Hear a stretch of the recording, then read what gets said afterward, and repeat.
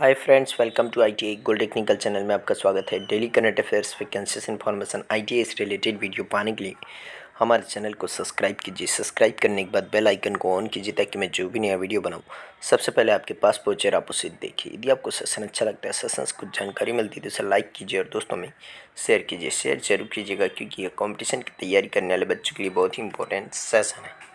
चलिए सेशन की ओर चलते हैं। यदि आप अपने चैनल ITI गोल्ड टेक्निकल पर पहली बार आए हो तो इसे सब्सक्राइब कीजिए और अपने दोस्तों से भी जरूर करवाइएगा। आज हम पढ़ेंगे 27 अक्टूबर 2021 से जितने भी इंपॉर्टेंट करंट अफेयर क्वेश्चन बनेंगे वह इस वीडियो में पढ़ेंगे। इस वीडियो की PDF फाइल की लिंक मैं इसी वीडियो के डिस्क्रिप्शन में दे दूंगा, वहाँ से जाकर उसे डाउनलोड कर लीजिए ताकि एग्जाम के टाइम पर आप आसानी से रिविजन कर सकते हैं। आज का हमारा पहला क्वेश्चन है, हाल ही में विश्व विकास सूचना दिवस कब मनाया गया है? इस क्वेश्चन का right answer option number B 24 अक्टूबर। 24 अक्टूबर को यह दिवस मनाया गया है। संयुक्त राष्ट्र का विश्व विकास सूचना दिवस हर साल 24 अक्टूबर को आयोजित किया जाता है। इस दिन का उद्देश्य विकास की समस्याओं के लिए विश्व जनमत का ध्यान आकर्षित करना है और समग्र विकास के लिए उन्हें हल करने के लिए अंतर्राष्ट्रीय सहयोग को मजबूत बनाना है। और विश्व विकास सूचना दिवस की स्थापना संयुक्त राष्ट्र महासभा द्वारा 1972 में संयुक्त राष्ट्र दिवस के अवसर पर की गई थी। संयुक्त राष्ट्र महासभा ने 1972 में विकास समस्याओं के लिए दुनिया का ध्यान आकर्षित करने और उन्हें हल करने के लिए अंतर्राष्ट्रीय सहयोग को मजबूत करने की ज़रूरत के लिए विश्व विकास सूचना दिवस की शुरुआत की थी। और असेंबली ने फैसला किया कि दिन की तारीख संयुक्त राष्ट्र दिवस 24 अक्टूबर के साथ मेल खाना चाहिए, जो 1970 में दूसरे संयुक्त राष्ट्र विकास दशक के लिए अंतर्राष्ट्रीय विकास रणनीति को अपनाने की तारीख भी है। तो इस क्वेश्चन का राइट ऑप्शन नंबर बी इसका राइट आंसर। चलिए नेक्स्ट क्वेश्चन है, हाल ही में किसने innovation for you digi book launch की है? तो इस क्वेश्चन का right answer option number B NITI Aayog. NITI Aayog ने डिजी बुक लॉन्च की है। नीति आयोग के अटल इनोवेशन मिशन ने इनोवेशन फॉर यू नाम से एक डिजी बुक लॉन्च की है। इस डिजी बुक में फोकस क्षेत्र हेल्थ केयर है और विभिन्न क्षेत्रों में अटल इनोवेशन मिशन के स्टार्टअप्स की सफलता की कहानियों को साझा करने के लिए innovation for you NITI Aayog की एक पहल है। यह नीति आयोग ने डिजी बुक लॉन्च की क्योंकि भारत आज़ादी के अमृत महोत्सव मना रहा है और डिजी बुक 45 हेल्थ टेक स्टार्टअप्स का संकलन है और इन स्टार्टअप्स को देश भर के अटल इंक्यूबेशन सेंटर्स और इंक्यूबेट किया गया है।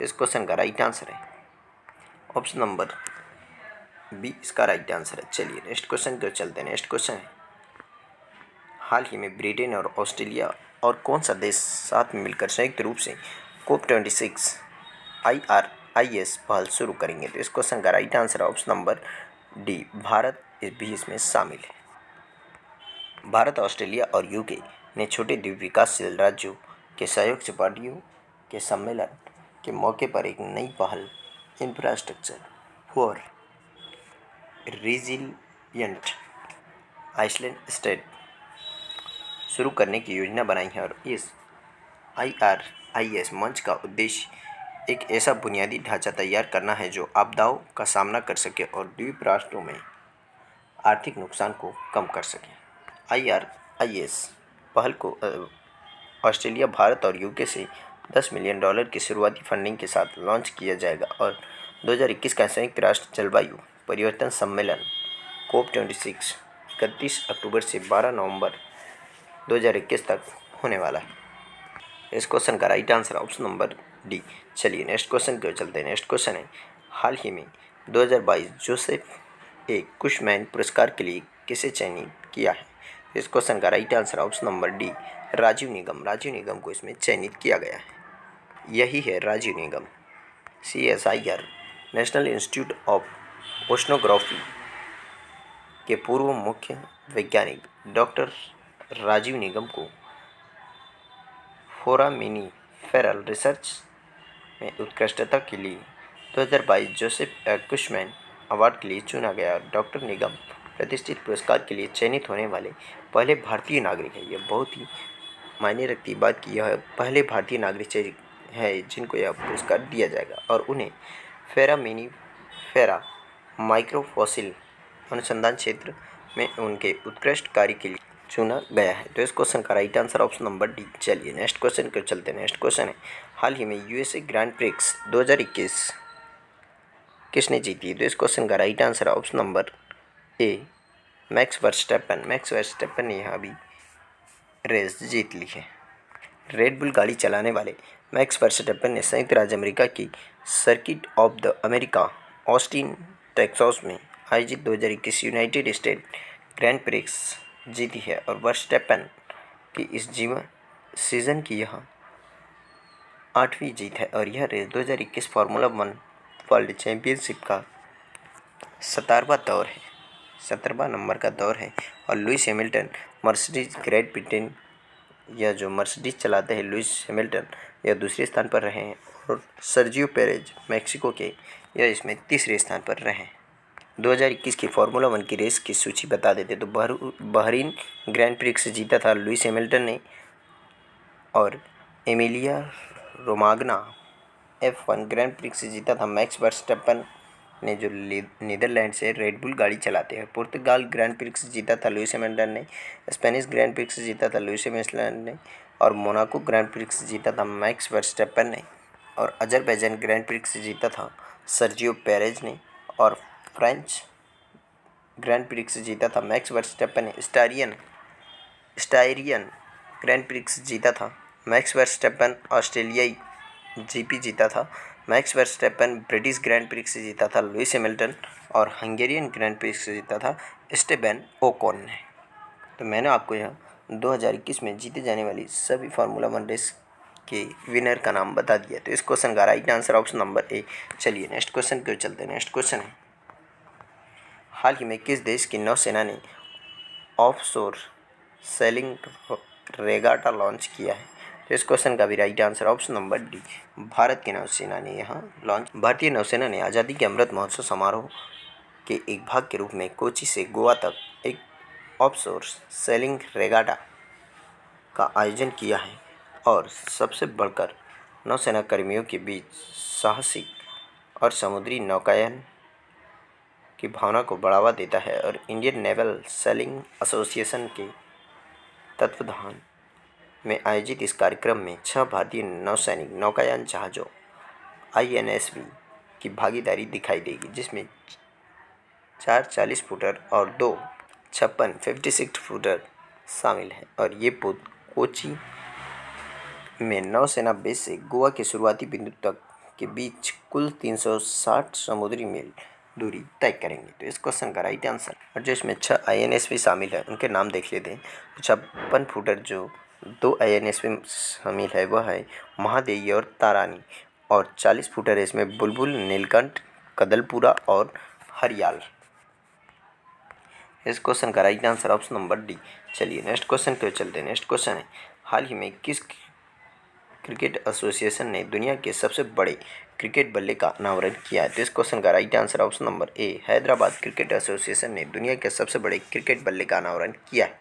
भारत के पूर्व कप्तान और अब हैदराबाद क्रिकेट एसोसिएशन के अध्यक्ष मोहम्मद अजहरुद्दीन ने टैंक बंड पर Pernod Ricard India P limited private limited द्वारा डिज़ाइन किए गए सबसे बड़े क्रिकेट बल्ले के रूप में गिनीज वर्ल्ड रिकॉर्ड द्वारा प्रमाणित किया है और इसका अनावरण किया है। और बल्ला 56.10 फीट का है और इसका वज़न 9 टन है और यह चिनार की लकड़ी से बना है और यह भारतीय क्रिकेट टीम को शुभकामनाएं देने के लिए बनाया है। शुभकामनाएं देने और दुबई में T20 विश्व कप वापस लाने के लिए था। तो यह है वह बल्ला जो दुनिया का सबसे बड़ा क्रिकेट बल्ला बनाया गया है। इस क्वेश्चन का राइट आंसर है ऑप्शन नंबर ए, इसका राइट आंसर है। चलिए नेक्स्ट क्वेश्चन क्यों चलते हैं। नेक्स्ट क्वेश्चन है, हाल ही में भारत का पहला टेस्ट ट्यूब बन्नी भैंस का बछड़ा किस राज्य में पैदा हुआ? तो इस क्वेश्चन का right answer option number D, Gujarat में यहाँ पैदा हुआ है पहला टेस्ट ट्यूब बन्नी भैंस का बछड़ा। भैंस की बन्नी नस्ल का पहला IVF बछड़ा जो मुख्य रूप से गुजरात के कच्छ क्षेत्र में पाया जाता है, इसका जन्म राज्य के गिर सोमनाथ जिले के एक किसान के घर में हुआ है। और दूध उत्पादन बढ़ाने के लिए आनुवंशिक रूप से बेहतर भैंसों की संख्या बढ़ाने के लिए प्रक्रिया को अंजाम दिया गया है और पन्नी भैंस शुष्क वातावरण में अपने लचीलापन और उच्च दूध उत्पादन क्षमता के लिए जानी जाती है। इस क्वेश्चन का right answer option number D. चलिए नेक्स्ट क्वेश्चन की ओर चलते हैं। नेक्स्ट क्वेश्चन है, हाल ही में भारत की पहली राज्य वन्य जीव डीएनए परीक्षण विश्लेषण प्रयोगशाला का उद्घाटन कहाँ किया गया? तो इस क्वेश्चन का राइट आंसर है ऑप्शन नंबर डी, नागपुर में इसका अनावरण किया गया है। महाराष्ट्र के मुख्यमंत्री उद्धव ठाकरे जी ने नागपुर महाराष्ट्र में क्षेत्रीय फोरेंसिक विज्ञान प्रयोगशाला में भारत की पहली राज्य सरकार के स्वामित्व वाली वन्य जीव डीएनए प्रयोगशाला का उद्घाटन किया है। और इस अवसर पर उन्होंने निर्भया योजना के तहत मुंबई और पुणे में 3 फास्ट ट्रैक डीएनए परीक्षण इकाइयों का भी शुभारंभ किया है।